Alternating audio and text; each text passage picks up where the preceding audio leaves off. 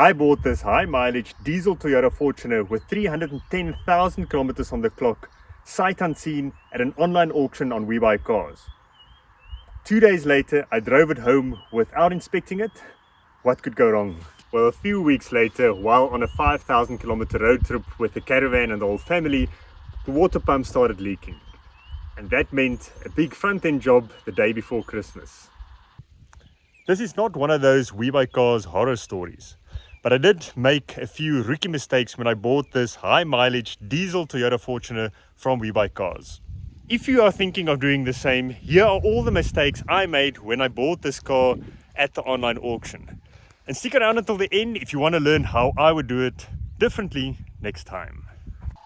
The first mistake I made was I didn't plan this at all.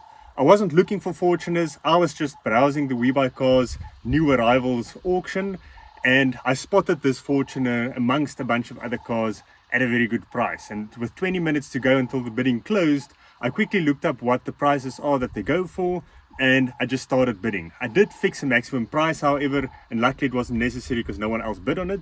But I would not recommend buying a car without shortlisting a specific vehicle that you are looking for.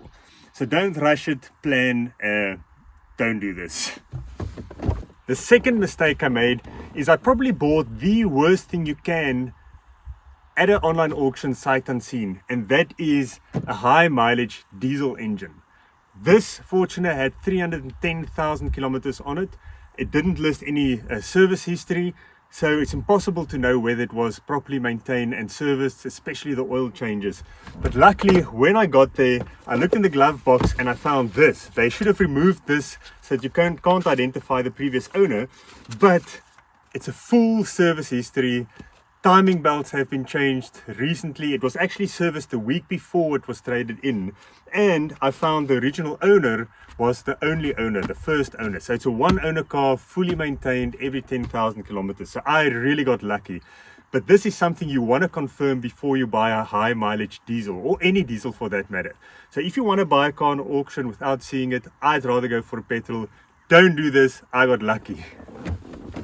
The third mistake I made when I bought this car on online auction sight unseen is I didn't prepare a worst case scenario budget before I started bidding. I knew about the admin fee of 2,250 Rand that you have to pay if you win it, but I should have considered what is the worst things that could go wrong. An engine rebuild maybe, or injectors definitely. I didn't even know that it costs 50,000 Rand to replace. In the end, luckily, I only had to replace the clutch.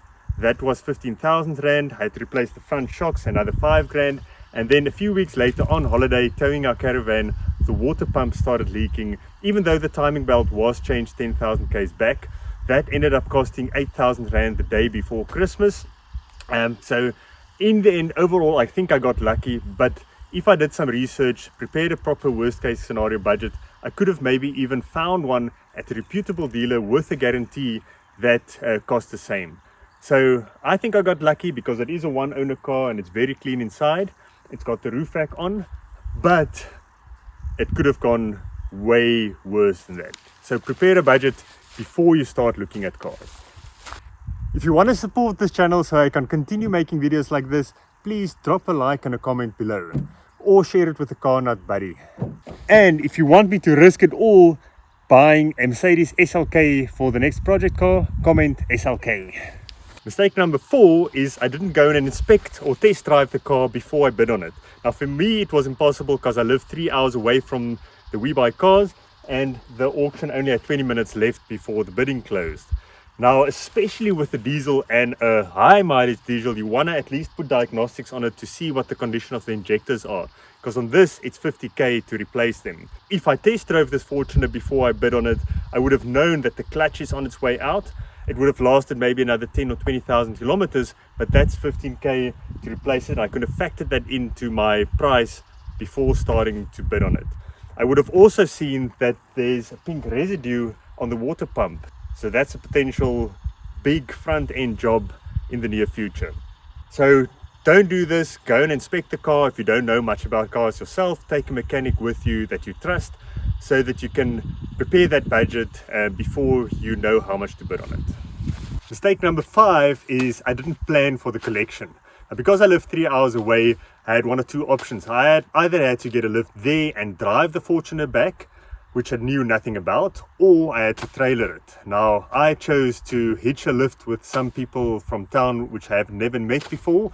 They dropped me off there. I didn't take any tools, I didn't take a tow rope, and I drove the Fortuner back. Now, I got lucky, but ideally you would want to inspect the car first, make sure that it's roadworthy so that you can drive it, or take someone with you in case something happens.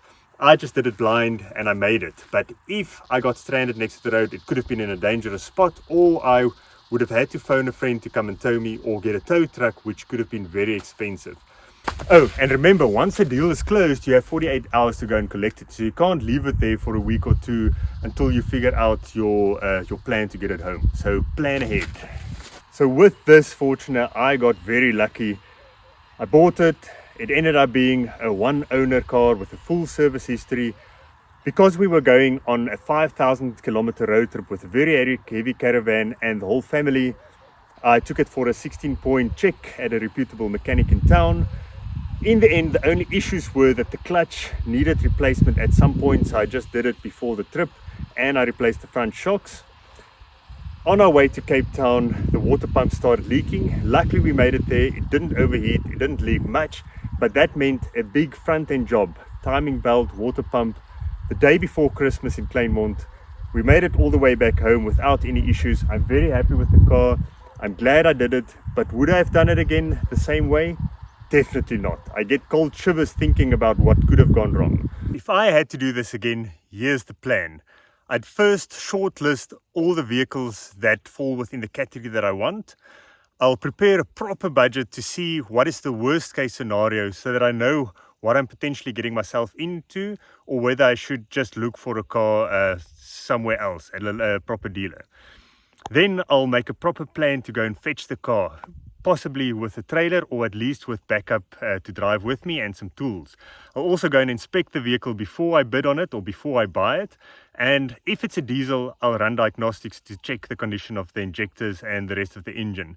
But I'll probably not buy a second-hand high mileage diesel again, especially from an online auction sight unseen. I will also give myself more time to fix the stuff myself, so I won't do this 2 weeks before going on holiday with it, because that way you'll save a lot by doing it yourself and not paying mechanics for the labor.